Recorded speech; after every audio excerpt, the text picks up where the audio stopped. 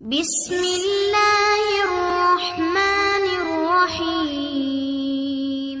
زینت point subscribe کیجیے اور bell icon click کیجیے ہماری نئی اپڈیٹ سے باخبر رہنے کے لیے۔ الحمدللہ وکفا وسلام علی عبادہ الذین اصطفی، اما بعد فاعوذ باللہ من الشیطان الرجیم، بسم اللہ الرحمن الرحیم۔ الذین آتیناہم الکتاب یتلونہ حق تلاوتہ، اولئک یؤمنون بہ، ومن یکفر بہ فاولئک هم الخاسرون۔ صدق اللہ مولانا العظیم وصدق رسولہ النبی الکریم، ونحن على ذلك لمن الشاهدين والشاكرين، والحمد لله رب العالمين۔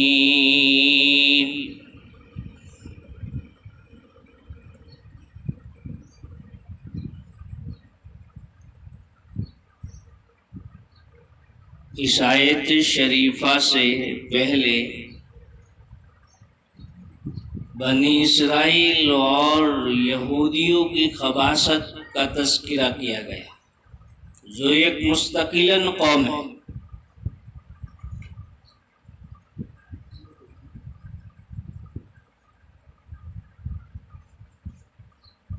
ان کی جو شناختوں کا تذکرہ ماقبل میں مختلف آیات میں جو ذکر کیا گیا،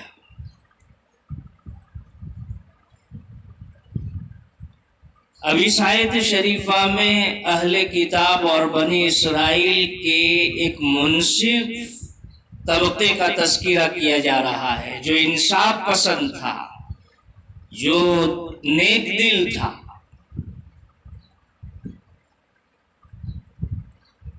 قرآن پاک کا سب سے بڑا کمال یہ ہے کہ اگر کسی قوم کی مذمت بیان فرمائی جائے تو قرآن یہ کہتا ہے کہ قوم کے سارے افراد ایسے نہیں ہیں، کچھ ایسے بھی ہیں جو نیک دل ہے، جو منصف ہے۔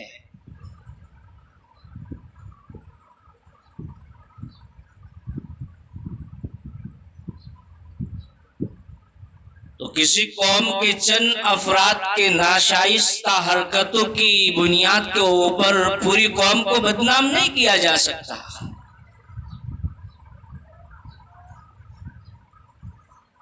جیسا کہ ہمارے ہندوستان کے اندر خاص طور پر اگر کسی قوم کے چند افراد نے ناشائستہ حرکت کی، بلکہ وہ قوم میں چند افراد کے نام پر جن لوگوں نے ناشائستہ حرکت کی تو پوری قوم کو بدنام کر دیا جاتا ہے، اور میڈیا اس کو بہت اچھالتی ہے اور اس کا تذکرہ کرتی ہے۔ ہندوستان جن بیماریوں سے اور جن وبا سے دوچار ہے ہم جانتے ہیں، سمجھتے ہیں۔ اب اتفاق سے اگر کسی قوم کے چند افراد میں وہ مرض پایا جائے تو اس کی بنیاد پر پوری قوم کی طرف اس وبا کو تھوپا نہیں جا سکتا۔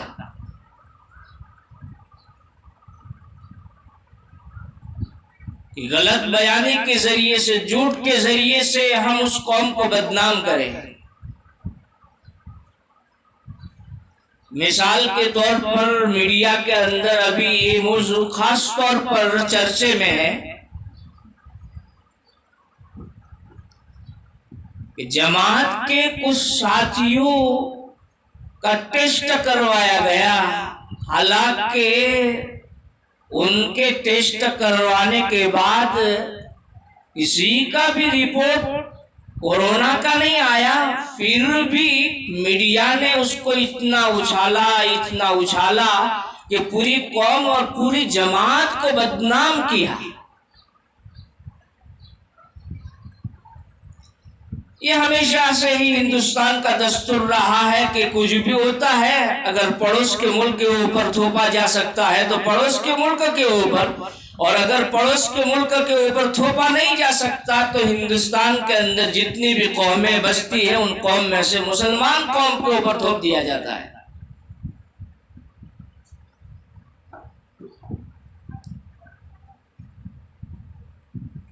ابھی تو وہ اس جماعت کو بدنام کر رہے تھے، ابھی اسی جماعت کے سے پلازہ کا دان طلب کر رہے ہیں، ان کی منت سماجت کر رہے ہیں، وہ لوگ خود اپنا خون ان مریضوں کو دے رہے ہیں، تو اس کی تعریف، اس کی مدح نہیں کی جا سکتی۔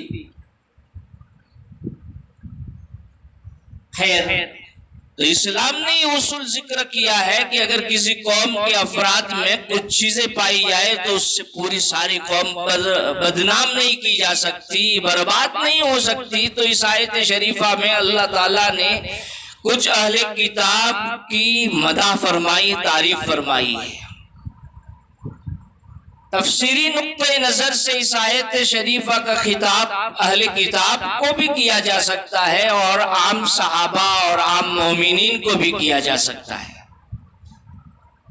اس میں کیا مضمون ہے اس کو سمجھنے سے پہلے اس آیت شریفہ کا ترجمہ کہ الذین آتیناہم الکتاب یتلونہ حق تلاوتہ، وہ لوگ جن کو دی ہم نے کتاب وہ اس کو پڑھتے ہیں جو حق ہے اس کے پڑھنے کا۔ اولئک یؤمنون بی، وہی اس پر یقین لاتے ہیں۔ ومن یکفر بہ فاولئک ھم الخاسرون، اور جو کوئی منکر ہوگا اس سے تو وہی لوگ نقصان پانے والے ہیں۔ الذین آتیناہم الکتاب، الذین آتیناہم کا مصداق اہل تورات بھی ہو سکتے ہیں، اہل انجیل بھی ہو سکتے ہیں، اور صحابہ اور مومنین کو بھی کیا جا سکتا ہے، اور کتاب کے مصداق میں توریت، انجیل اور قرآن کو بھی لایا جا سکتا ہے۔ دونوں تفسیریں کی ہیں کہ جو لوگ کتاب یعنی قرآن کی اور آکاشک کتاب کو پڑھتے ہیں جیسا اس کے پڑھنے کا حق ہے، اہل کتاب اپنی اپنی کتاب پڑھ رہے ہیں، تورات اور انجیل، اور پڑھنے کا مطلب صرف قرات نہیں ہے، اس میں جو احکام ہے اس کو مانتے ہیں، تو حق کا تلاوتی کے نتیجے میں اولئک یؤمنون بہ، اہل کتاب اس پر یعنی نبی اکرم صلی اللہ علیہ وسلم پر اور قرآن پر ایمان لانے والے ہیں۔ اپنی کتاب کے نتیجے میں ان کو ایمان کی توفیق ملے گی، اور جو کتاب کو اور ایمان کو تسلیم نہیں کرے گا، اور جس طرح قرآن پاک اور کتاب کی تلاوت کرنے کا حق ہے ویسی تلاوت نہیں کرے گا، وَمَن يَكْفُرْ بِهِ تو فَأُولَئِكَ هُمُ الْخَاسِرُونَ، وہ اپنا نقصان کر رہا ہے، دنیا کے اعتبار سے بھی نقصان میں ہے اور آخرت کے اعتبار سے نقصان میں تو ہے ہی صحیح۔ یہاں سمجھنے کی بات یہ ہے کہ کتاب اللہ اور قرآن پاک کی تلاوت کا حق کیا ہے۔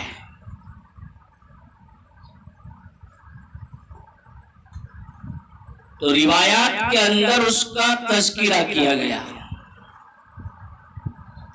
اس کی ایک تفصیل یہ کی گئی کہ کتاب اللہ اور قرآن پاک کی تلاوت کا حق یہ ہے کہ اس میں جو حرام ہے اس کو حرام جانے، اس میں جو حلال ہے اس کو حلال جانے، اور اس میں تعویل نہ کرے، اس کے تقاضوں کے اوپر عمل کرے۔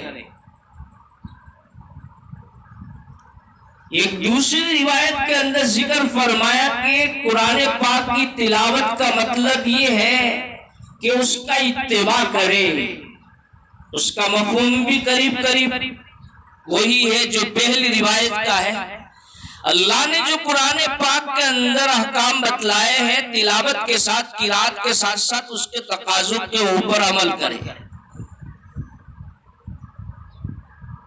حضرت ابن عمر رضی اللہ تعالیٰ عنہ کی ایک روایت امام مالک علیہ رحمہ نے ذکر فرمائی۔ امام مالک نافع سے، نافع ابن عمر سے نقل فرماتے ہیں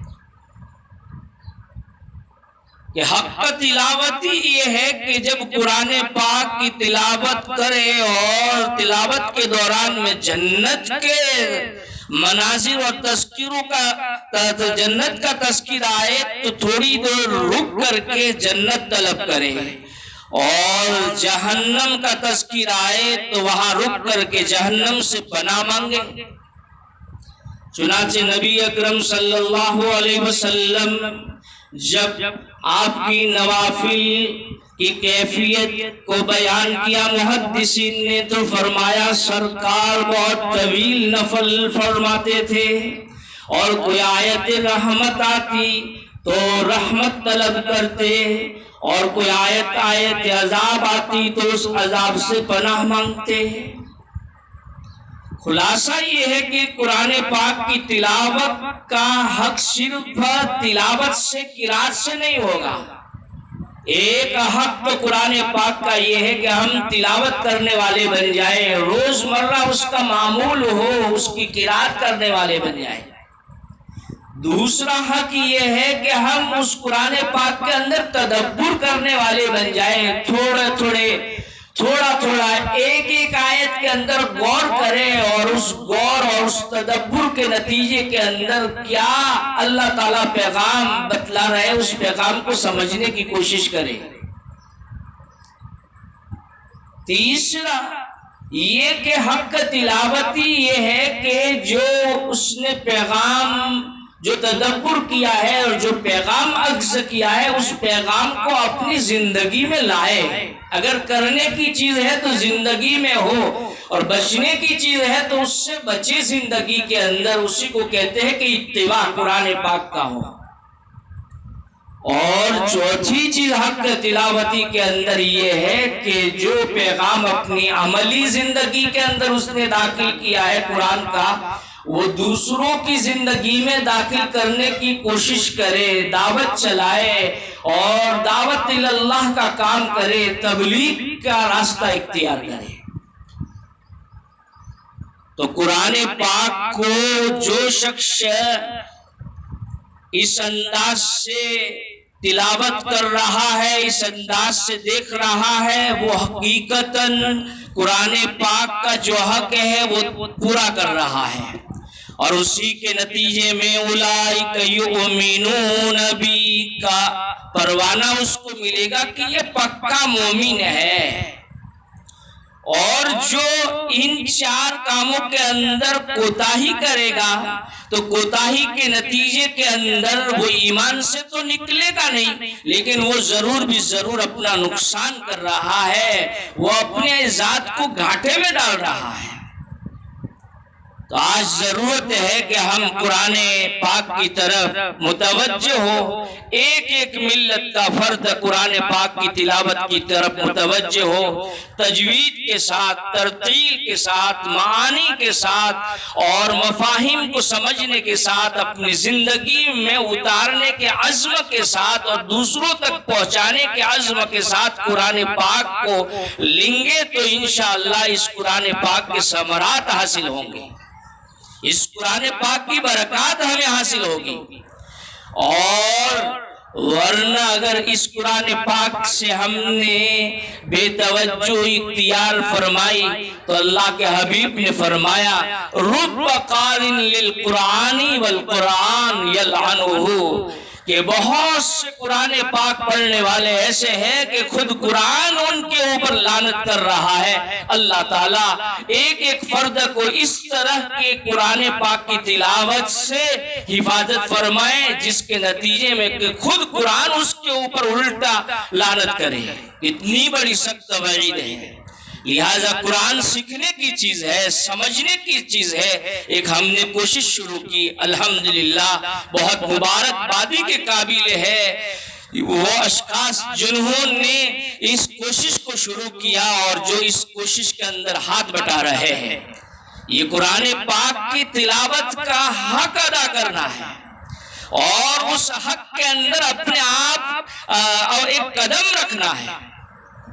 اس لیے قرآن پاک کی طرف متوجہ ہونے کی ضرورت ہے۔ حضرت شیخ الہند رحمت اللہ علیہ جب اسیر مالٹا کی جیل سے رہا ہو کر کے دارالعلوم دیوبند میں آئے تو ایک خاص طبقے کے سامنے حضرت نے تقریر فرمائی تھی اور اس تقریر کے اندر دو بڑی اہم باتیں فرمائی تھی۔ فرمایا تھا کہ یہ جو حالات آ رہے ہیں اور یہ جو مصیبتیں آ رہی ہے اس کا سامنا کرنا ہے تو قوم مسلم کو دو کام کرنے پڑیں گے۔ ایک کام تو یہ کہ ہر گھر میں اس قرآن کو زندہ کرنا پڑے گا، ہر گلی کے اندر اس قرآن پاک کی تعلیم کو عام کرنا پڑے گا، مساجد میں تفسیروں کا سلسلہ، محلوں میں تفسیروں کا سلسلہ، گھر میں قرآن پاک کی بیدار مغزی پیدا کرنی پڑے گی۔ اور دوسری چیز جو آپسی اختلاف ہے اس اختلاف کو ختم کرنا پڑے گا۔ جب مسلمان اس ہندوستان کی سرزمین میں اتنا کام کر لیں گے تو ان کے رسوخ، ان کے پائے اس ہندوستان کی سرزمین کے اندر مضبوط ہو جائیں گے۔ اور اگر ان دونوں چیزوں کے اندر انہوں نے کوتاہی کی تو پھر ہندوستان کے اندر ان کے لیے بقا بہت مشکل ہو جائے گا۔